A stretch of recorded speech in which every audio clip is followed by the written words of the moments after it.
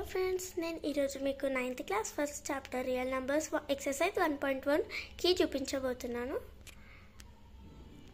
ఇది first one, ఇది a, ఇది బి, ఇది second one. 1 2 3 4 5. Third one, fourth one, fifth one,